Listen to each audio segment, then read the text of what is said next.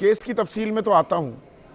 ये ओम प्रकाश राजभर ये बतीसी दिखा रहे हैं, महिलाओं का बड़ा सम्मान कर रहे हैं। ये बतीसी दिखाने का मामला है।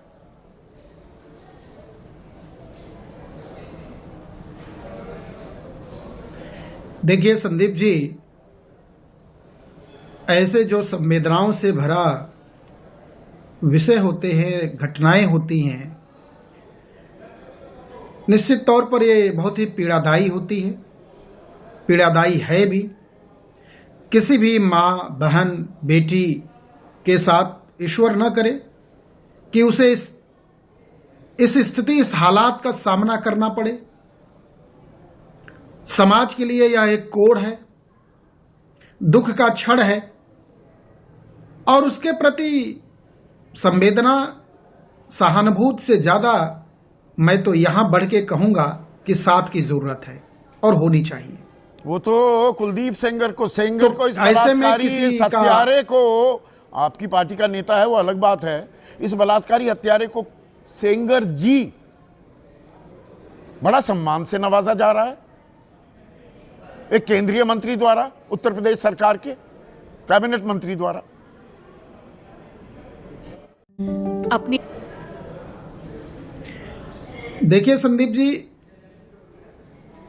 जो एसआईटी, सीबीआई और कोर्ट निगरानी में केस विचाराधीन, प्रक्रियाधीन और निर्णयात्मक स्थिति में पहुंचा, उस परिणाम को आने से और आने तक किसी के साथ निजी संपर्क सरोकार प्रोफेसर सम्मान का है तो इसमें गुनाह क्या आपने कहा, आपने तो ऐसा दिखा दिया कि सरकार ने पूरी मदद की, सरकार की तत्परता के चलते इस केस में फैसला भी आ गया। हर जगह तो रोड़े अटकाए, बलात्कार हुआ, फिर सामूहिक बलात्कार किया गया डराने धमकाने के लिए। एफआईआर में कुलदीप सेंगर का चार्जशीट में नाम ही नहीं आया।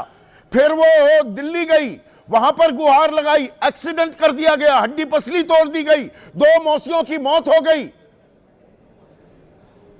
आत्मदाह की कोशिश करती है मुख्यमंत्री के आवास के सामने, मुख्य न्यायाधीश को चिट्ठी लिखती है। इसमें कहां मदद की उत्तर प्रदेश सरकार ने?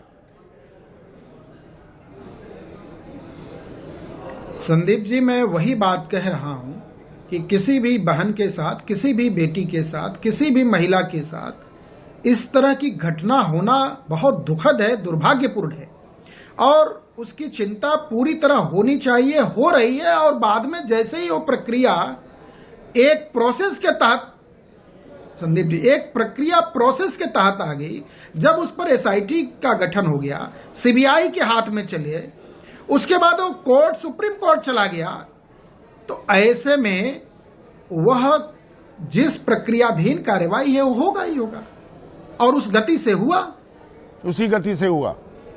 उसे हमें इंतजार करना चाहिए, स्वीकार इंतजार करना चाहिए, हमें इंतजार